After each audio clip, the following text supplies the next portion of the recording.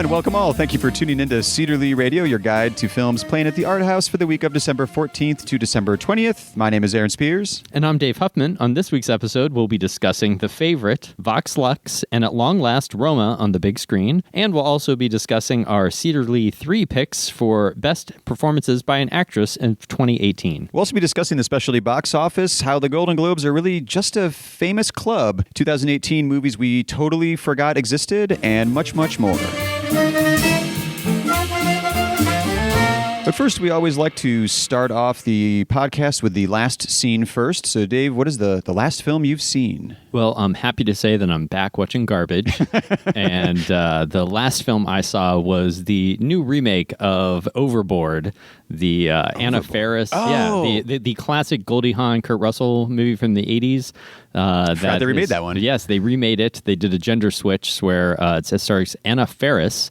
And oh God, I'm forgetting the Inizio. Yes, yeah. It's from all the How No to Instructions Included. Yes, yeah. Mm-hmm. He's a huge, Mexican star, and big star here. And it was a hit actually, that movie, the remake. But it was not very funny. And right after that, actually, we revisited. We started to watch the original just because I have that as well, just to kind of. And I laughed more within the first 5 minutes of Overboard, the original, than I did the other one. But, so this was a dramatic remake. It is not a dramatic just a failure remake. Of a comedy. It was just a failure of a comedy, more or less. And it was just meh. But I forgot that was even a thing. It is still so. I mean, they did the gender switch because in today's climate, I mean, if you watch the one from the 80s, it is questionable how it is basically a kidnapping and sexual assault of a woman with amnesia played for laughs, but in a comedy. So now they've switched it around, and now it's a sexual assault of a man. So it's apparently more appropriate now.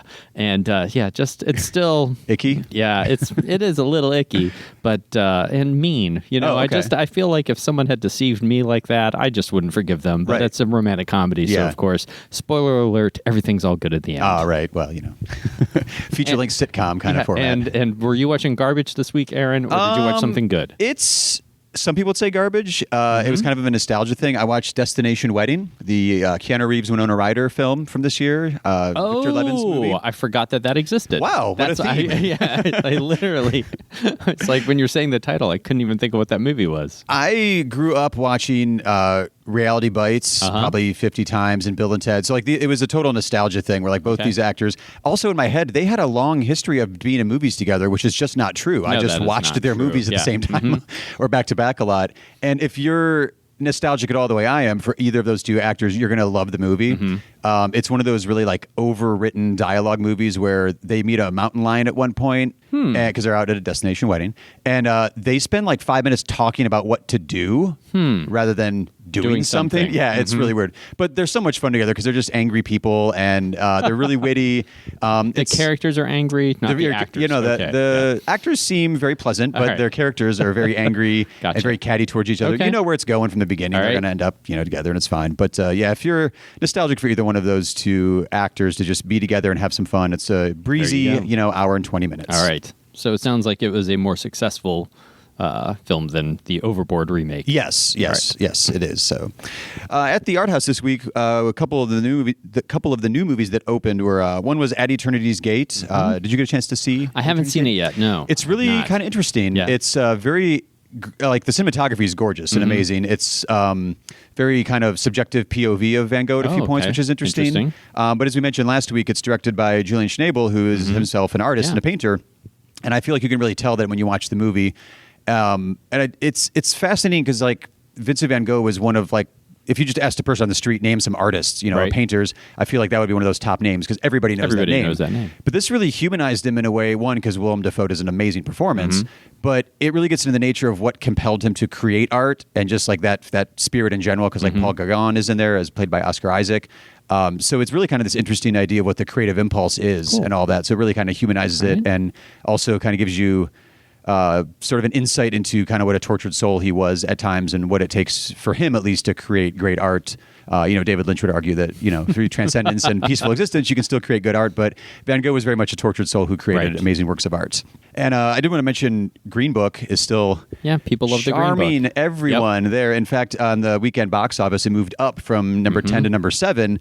So it's proof that, positive results from word of mouth are still a good thing in this day and age. And people leave that theater. Have you seen it yet? I have not yet. Come on. Actually, I am seeing it this week. Okay. But yes. You leave the theater just walking on a cloud is one thing Who has time to watch the good movies like Green Book whenever I'm busy watching Overboard? And following it up with the original two back to back? I didn't watch all of the original Overboard again. Well, in the comfort of your house, it's easy to we just started just to kind of get the flavor and remind ourselves about it. In Art House news, we always check into the specialty box office, and in this case, this past weekend was weird at the mainstream box office in that there were no new wide releases, and it was reported generally as a terrible weekend for the box office. But if you focus on the good movies in the specialty box office, A Mary Queen of Scots was opening and is getting great reviews. It's almost at 70% on Rotten Tomatoes and matching on Metacritic, and did great per screen average, as did Vox Lux, which is similar critical reviews. Right. Although the critics, we'll get into it in a minute, I think, with Vox Lux, but the critics are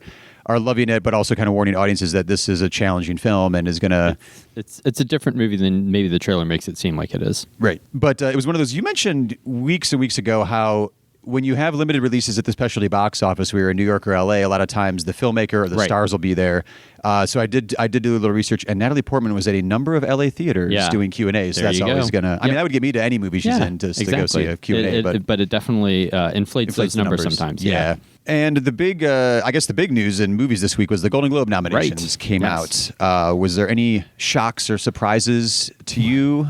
Well, this is a bit of a spoiler alert, but I because of what we're talking about later with our Cedar 3, the thing that most shocked me was an omission. I was surprised that Toni Collette was not nominated. Oh yeah, for Hereditary. Right. In my mind, that's the best performance of the year by anybody, and to have her not nominated, but since it's a horror film, the Golden Globes aren't usually too many genre films. Right, they're not very edgy, is the nicest way to put it. And then I'm also fascinated again, since they have the drama category and the musical or comedy category. Yeah, there's some controversy this year about films that most people would say are musicals, like Bohemian Rhapsody and Star Is Born. Right, being in the drama category. They were submitted as dramas this year, and in the past, the big joke was like whenever The Tourist a few years ago, the Johnny Depp movie that was not that great anyway, got nominated for Best Musical or Comedy. Right. And or The Martian. Things that are not clearly not of those genres that get nominated. So sometimes they just kind of play around with it to make sure whatever the logistics are to get the most big name kind of things nominated, so they have as many celebrities sitting out in their fancy little dinner party as possible. But in this case, it seemed backwards to me. It seemed like you would go for the musical or comedy category because there aren't that many comedies or specifically musicals out per year. Exactly. So this time they submitted it to the drama category. It seemed like that'd be a harder one to crack. It's a strange thing, because I guess maybe they just wanted to make sure that Mary Poppins, would get the recognition or something. I don't know. It could be, yeah. It's a weird kind of lineup this year, quite frankly. So you want to go over what was nominated? Sure. The Best Motion Picture Drama category, we've got Black Panther, Black Klansman, Bohemian Rhapsody, If Beale Street Could Talk, coming soon to the Cedarly, and A Star Is Born. And musical comedy category is Crazy Rich Asians, The Favourite, starting this weekend, to be discussed in a moment. Green Book, currently playing, Mary Poppins Returns, and Vice, coming on Christmas Day to the theater. Yeah, and Vice ended up with the most nominations, I think, with 6. 6, and then The Favourite had 5, and Green Book also had 5. Is that correct? It's pretty close, I think. Yeah, and then like Roma did not get one of those nominations, but it was nominated for foreign language film and Best Director and Best Screenplay, I believe. Yeah, so it's always interesting when the Best Foreign Film nominee also gets Best Director. It seems like that really clearly spoke to people and really made an impact. So, but again, as a reminder, like you said, the studios themselves submit to the categories of choice. So that probably means that Roma was submitted to Best Foreign Language and did get that nomination, because you can't submit it to 2 categories. So that seemed kind of odd. I was really glad to see Spike Lee got some love in the Best Director category. Absolutely. So, and I think that really helps. We talked whenever BlacKkKlansman was out earlier. Whenever were we doing our test podcast? No, we were still in the lab. Yeah, we were still working on it. Remember, but we talked a lot about it just between ourselves about how I was like, well, I don't know that this will be the one because it'll probably be forgotten about. Yeah, but now this helps, so maybe people will remember, and maybe Spike Lee and BlacKkKlansman will get some Oscar nominations. There was an interesting campaign going too for Black Panther, which we did not show here at the theater, but the Film Society for the Lincoln Center. They were sponsoring through Art House Convergence some screenings at Art House of Black Panther to give it some of that, credibility, I guess, to a comic book movie to get some awards attention there. Black Panther is a very good, very entertaining movie, but to my mind, it is by no means even the best superhero movie ever made. So I find it fascinating that everyone's kind of jumping on the Black Panther bandwagon so much, but it was very good, and I certainly enjoyed it. But to me, I could just name about 5 other superhero movies that I think are better. But that's just me. I did. The Golden Globes are weird too because it's put on by the Hollywood Foreign Press Association, and I was doing a little research on their website. There's 93 members. Yeah. They're the most powerful club. Yeah, it is. It's a very small little clique. Yeah. And most of these other associations and things, aside from some small cities, that might have a critics association for one specific city. I was thinking the New York Film Critics Circle has more members than the Hollywood Foreign Press Association, which is weird. The Eagles Club that my mom belongs to has more members than the Hollywood Foreign Press Association. But all right, it's fine. No, but they've 76 years strong. They've been putting out an award show and getting it televised and getting all of us talking about it. So exactly. And it, in the past, it was always very much had a more direct impact, I think, on the Oscars than it does now because of the timing of nominations and stuff, the deadline. So, the winners for this are usually announced after the deadline for the nominations for the Oscars. So it doesn't have the same impact that it used to. It's possible that you could win a Golden Globe and not even get nominated. Right. Not that that was never possible before, but like you said, it gives you some more. What do you call it? Not credibility, but gives you you're out in the public's perception a bit more. Like Spike Lee now, Best Picture and Best Director category. Just the nomination alone, people are like, oh yeah, that movie. Yeah, and it really helps. So it does. Yeah, and we'll be right back after we update you on some of the special events taking place this week at the theater.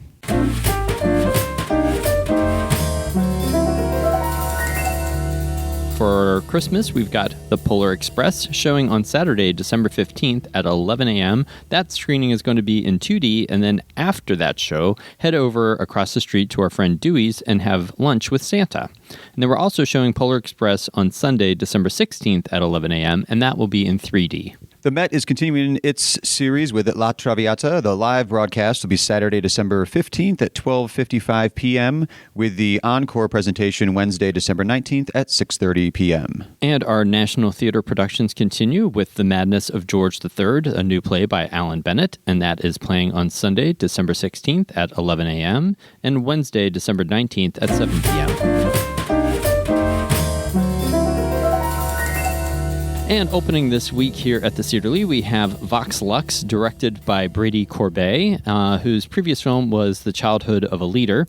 And Vox Lux follows the rise of Celeste, who is a teen pop star, and it kind of follows her life over the next 14 or 17 years after a tragic event happens to her in her high school and becomes an international star. So, from the public's perspective, this has been an emotional few years for you. Can you tell us what audiences can expect from the new album? This is a culmination of my life's work so far. I was under a lot of stress after my accident, but that's what this show is about. It's about rebirth. Watch your step, miss. I clear those cables. Coming through. So tell me, how many of you have cried yourself to sleep at night? People have been trying to take me down for years. But I won't stay down. It's a weird world we live in. And the way I've chosen to live my life, please don't follow me, goes against some people's views on things.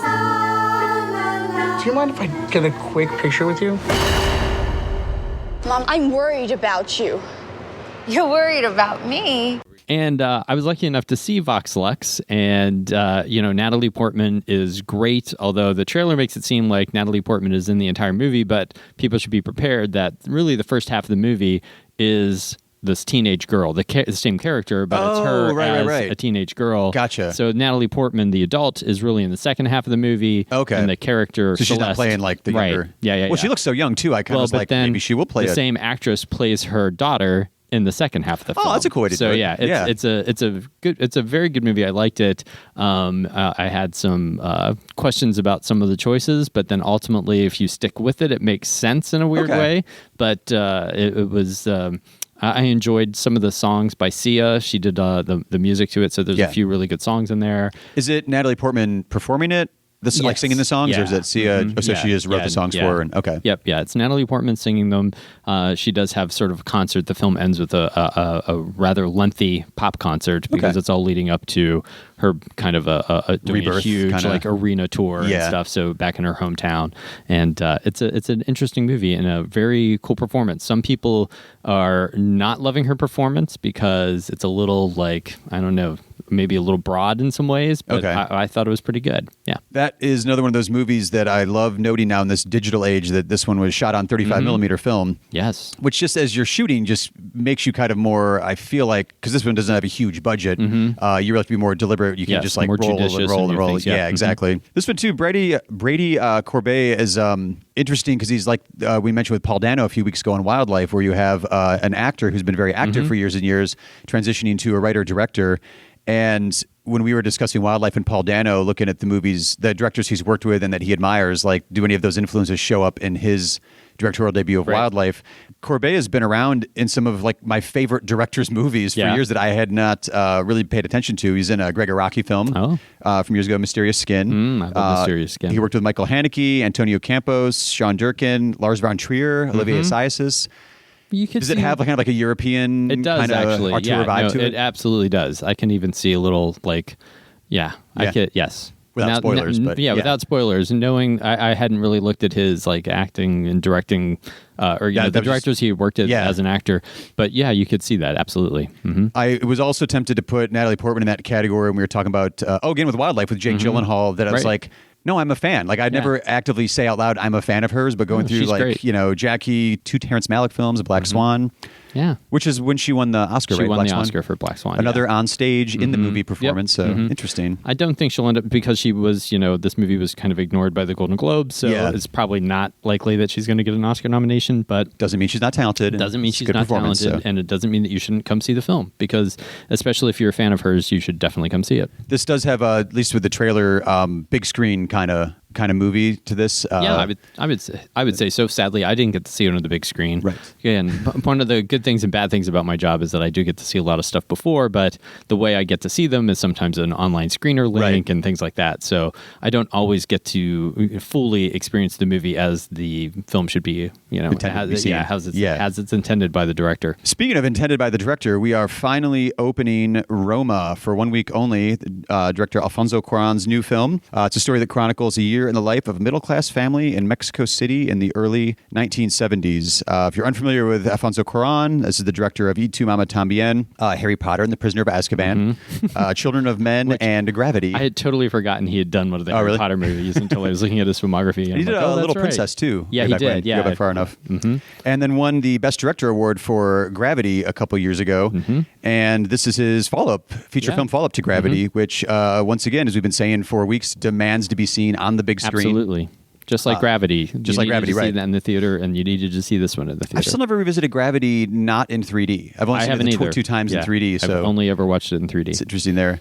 Any thoughts on Roma as far as, like, I was thinking the synopsis that I just read doesn't compel me like, oh, I need to go see this family drama set in Mexico, but like, people need to see this movie. Yeah, no, it's not so much about, the story, I guess, as about the way that it's told. But it's a good story. I know, but I'm saying it's more about the way it's told and how it's told. Yeah. And that's what makes it a great film. It's a simple story. Right. But it's a very good film. There's speaking of gravity, there's a little bit of imagery for people to keep an eye out, which is no way a spoiler, but there are like spacemen or like astronaut imagery throughout this whole movie, just in the backgrounds, off to the side going on. Well, because he said this is sort of his, it's very much autobiographical. Right. It's him sort of talking about, the things that influenced him and made him who he is, and now you see that. So this is things like any of us, you have childhood nostalgia for something. Right. You see some movie when you were little and it sticks with you. And what stuck with him was this film, and now he created, one of the greatest space epics of all time with Gravity. So, There's also the trend, speaking back to awards for a second, because I feel like we're going to be talking about Roma a lot through the award season. When Cuarón won the Best Director Award in 2013 for Gravity, it was followed up by back-to-back awards for Alejandro González Iñárritu for Birdman and then The Revenant, and then Guillermo del Toro just won this past year for Shape of Water. So you've got 4 out of the last 5 years. Mexican powerhouse. Yeah, just like, all central Mexican-born directors that are just dominating the industry here. And I was thinking about their films for a minute, and not so much Del Toro. You might be able to speak to this because I've only seen 3 of his movies. Really? His just haven't really connected to me for some reason. Interesting. Yeah, and they're Mimic, Pacific Rim, and The Shape of Water. Rim, so I do need to go back. You've never seen Kronos? And no, Pan's Labyrinth is still missing on my list. You've never seen Pan's Labyrinth? I haven't, no. That is like your art house shame. I know, there. it is. It's a confession there for you. Well, that's your homework assignment for this week. Watch Pan's That'll Labyrinth. be my, hopefully, last scene by the time we record next week. I like that. But with Cuarón and Iñárritu, they're sort of like, they're almost one-upping each other with like the long take. And the choreography of the long take, where you have Children of Men as like 2 long sequences that are just amazing single takes. And then Iñárritu one-ups him by doing Birdman, which is kind of supposed to be like all one take, some digital help there, but it's a whole movie done in one take. And then The Revenant has some amazing long takes, like when DiCaprio goes over the edge of the cliff with the horse and everything. And in this one, I feel like is the greatest example any of them have come up with yet of these massive long takes that are so perfectly choreographed. It's just sort of jaw-dropping on a technical scale. But then also, it does have a really good story and a good heart to it. So like you feel it. And one thing for people to keep an eye out on, there's in cinematography, there's the rule of thirds, where the screen's divided up into thirds to do framing and composition right. I realize now this is an audio podcast, so we'll have to like tweet out or look in the show notes. I'll put some examples in there. There's a thing called the golden ratio composition where it uses the Fibonacci spiral throughout the screen. And Cuarón not only does this in static takes in this movie, but as the camera moves, he like the beat for beat and the blocking that the actors go through, he creates these images within the tracking shot over and over again that just draws your line with these beautiful diagonals to like draw your attention to certain details. That the choreography is just amazing, especially with non-actors. And he's an amazing director. It's pretty spectacular. The thing that you don't know the technical reason of why as you're watching but you feel it. You feel it. Yeah, because absolutely. That's what it is. Yep. It's what I would say like true auteur cinema. The guy is like, he's writing it, he's photographing it, he's editing it, he's directing it. It's everything. Like it couldn't be more personal. I would consider it a contemporary masterpiece, and any grown-up who enjoys movies should be seeing this in the theater. And we have another film opening up by another contemporary master filmmaker. This is like my favorite week for movies opening up the whole year. It's amazing. Just great movies. One of my personal favorite directors, Yorgos Lanthimos, his new film, The Favourite, is opening up this week, and his previous films are some of my favorites. Dogtooth, which is a challenging movie, maybe not for everybody, but I love that movie. Oh, so good. The Lobster, hilarious, dark comedy. Killing of a Sacred Deer, which we had here just last year. Yeah, which I again, love that movie. And this film, like those other ones, are sort of dark comedies. And it's set in the 18th century of England with a frail Queen Anne, and she occupies the throne. And her close friend, Lady Sarah, governs the country, basically as her right hand. For her, basically doing all the biddings and kind of guiding Anne, who's sort of a little bit of a fool, I guess. And then all of a sudden, when a new servant, Abigail, arrives, she becomes the new favorite in the court and starts to, it's almost like an All About Eve sort of thing where, someone is trying to usurp the power there and become the favorite. Dearest Queen, you are mad, giving me a palace. It is a monstrous extravagance, Mrs. Morley. We are at war. We won. Oh, it is not over. We must continue. Oh, I did not know that. The Queen is an extraordinary person. They were all staring, weren't they? I can tell even if I can't see, and I heard the word fat, and ugly. No one but me would dare, and I did not. She's been stalked by tragedy. Everyone leaves me. Dies.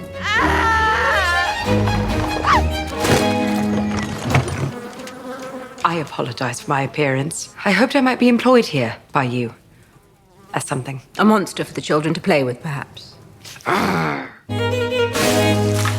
It is important to make new friends in court, is it not? You're so beautiful. Stop it, you mock me. If I were a man, I would ravish you. You have become close to Abigail. She is a viper. You're jealous. You must send Abigail away. I do not want to. Let's shoot something.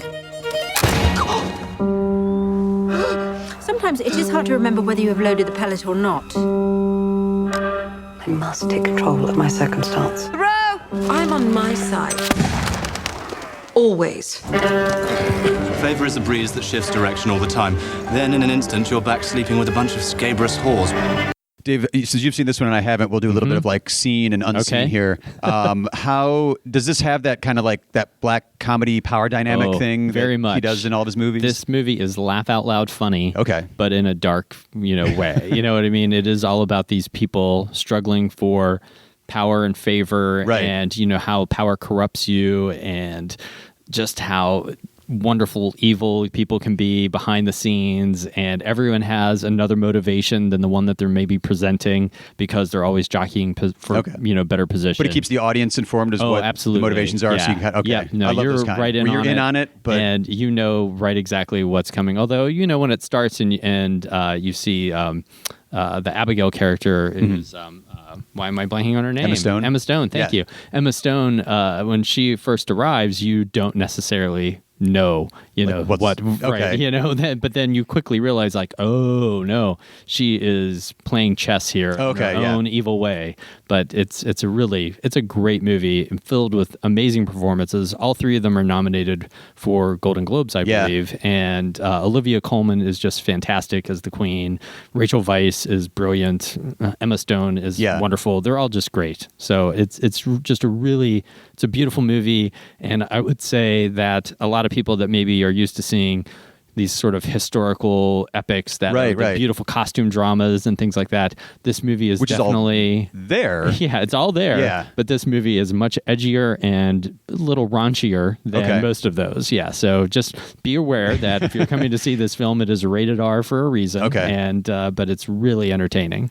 One other unseen question is, I love movies like we just had Border playing here, where I've seen the poster, just because I work here, see the poster all the time. I'm like, I wonder why they picked that image for the poster. And then you see the movie, you're like, oh, okay. Right. So the image for The Favourite is this beautiful setup where you have Emma Stone just like sitting like a pouty child on the train of Queen Anne's, not a cape, what do you call that? Like, is it the train? The train, I guess, yeah. But then there's 4 or 5 rabbits around. Like, does that make sense after? Yes. Okay. Yeah. Because it's like, why are there a bunch of rabbits? Queen Anne had pet rabbits. I didn't know that. Yeah. there I know zero about Queen Anne, so I'm going to assume that this movie is going to fill in all of my knowledge gaps. On Queen Anne. It's listed as a biography film because it's about Queen Anne. These are real people, and it's based on real people and some factual things that happened. Okay. But it is by no means, a documentary. This is not. It's as probably historically accurate as Bohemian Rhapsody is. You know what I mean? It's not. They're not trying to say this is exactly how things happened. It's really entertaining, and I can't recommend it enough. Right now, it is my favorite movie of the year. All right, aptly titled title. We will be right back with our Cedarly 3 picks for this week. Best performances by an actress in 2018. But first, we need to finish updating you on the special events at the theater.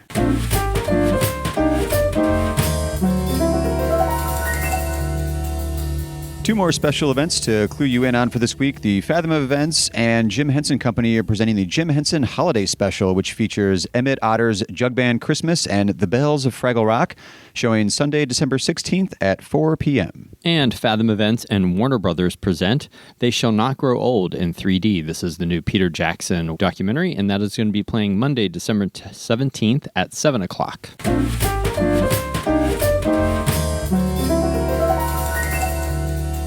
So each week we like to take inspiration from some of the new films that we're showing and pick 3 films listeners should be watching to expand their cinematic world. And this piggybacks perfectly on The Favourite, as it stars 3 actresses that are all getting all kinds of awards talk right now. So we're going to look at our favorite performances by an actress in 2018. Dave, what have you got? Well, we were just talking about it. The Favourite and Olivia Colman as Queen Anne.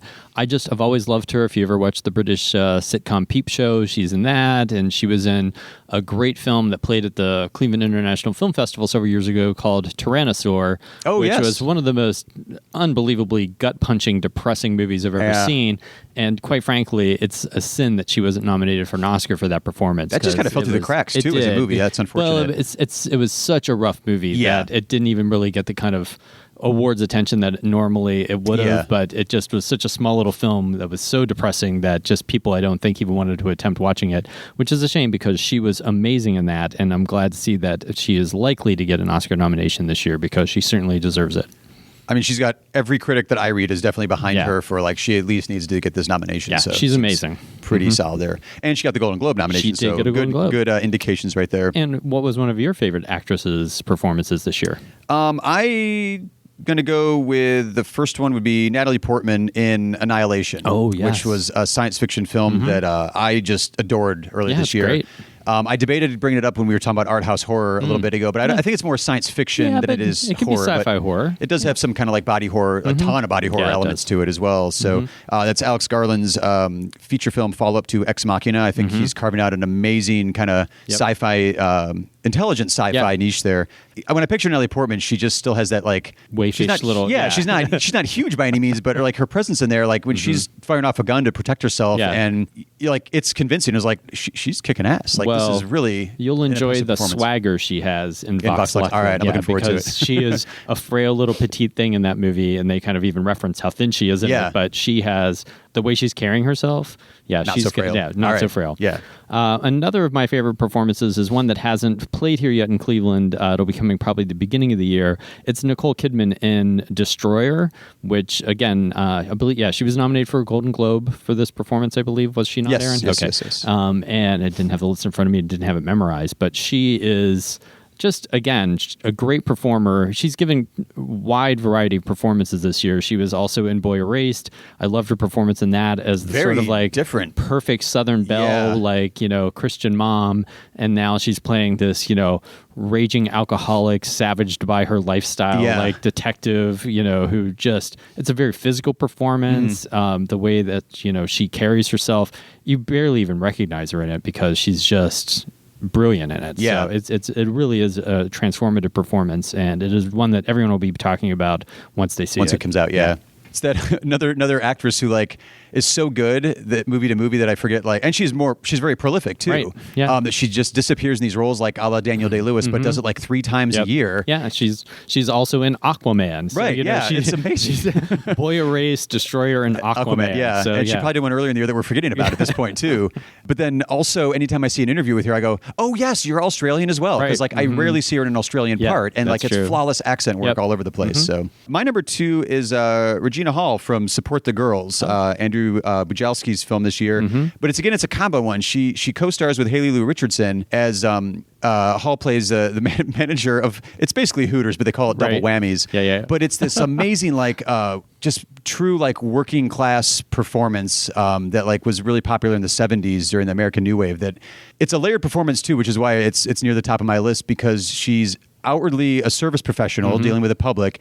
And not just the public, straight white guys that go into a Hooters restaurant called Double Whammies, and how you have to be polite and service them, and you know exactly what's going on in her head at the same time. And she has these little ticks that you realize oh, she's going to explode right now or whatever. And then she has these moments where she can kind of quietly or loudly explode, and she balances it so well. And I still haven't seen that movie, so I need to. So good. It's really good. So. It's kind of one of those in a year where I didn't get a new Richard Linklater movie, I got a new Andrew Bujalski film, so it's just as good sometimes. And this one is one of my favorites of his, if not one of his best I've seen. Awesome. Well, and then the final for my last spot here on the Cedar Lee 3 is a performance and a film that I've talked about on this podcast before many times, and even earlier today, just talking about Toni Collette in Hereditary. That's mine too. It's amazing. Yeah, I mean, and the fact that she didn't get a Golden Globe nomination really angers me, because then it does make me nervous. Will she not get the Oscar nomination? Right. So hopefully when the SAG nominations come out, she will get nominated, and then she's one of those beloved actresses too that everybody that works for is oh no, she's amazing. Yeah, you gotta and again, Australian, but almost always playing American. That's right. So you always forget that she's Australian. brain I did as forget, well. yeah. But it is just really such a nuanced and chilling performance. Talk about, she has to do everything in that movie. I was just going to say, the range is amazing. And it's not like a showy range where you're just like chewing the scenery like a la Nicolas Cage in his bad roles. It's earned in every scene. Yeah, no, it's a great performance, and I love that movie. So I second that. So that was your yeah, it's my number one as well. Yeah, because I ranked him too, and I was like, I didn't see anything that had the commitment, the intensity, but like you said, the subtlety too. Yeah. Like there's a dinner table scene when there's horrific grief as the subtext to the whole thing, and you just see everything kind of bubble to the surface. And everyone in that movie is good, but she is the standout performance by far of all the actors there. And there's scenes that I can't stand in certain horror or dramatic tragedy films where a parent is dealing with a child, death or tragedy there, and you're just like, okay, when is this scene done? Because it's always just so ham-fisted and.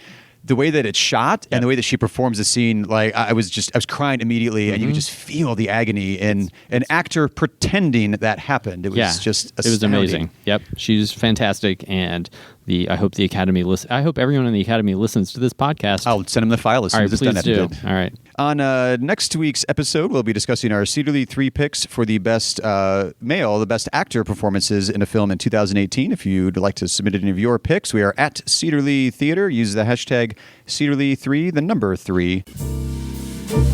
As always, thank you for tuning in to Cedarly Radio and lending us your ears this week. All the music heard on the show is original music written by Grant Heineman and performed by the New Heights Jazz Ensemble, used with their permission, of course. Visit clevelandcinemas.com for correct showtimes and to purchase advance tickets. Also, there are links in the show notes. You can use those if you'd like as well. Follow us on Facebook, Twitter, and Instagram. We are at Cedarly Theater, spelled with an R-E at the end because we're fancy like that. Don't forget to subscribe to the show wherever you find your podcast, and while you're subscribing, leave us a rating and review, or better yet, tell a fellow film geek about the show. We'll see you at the movies.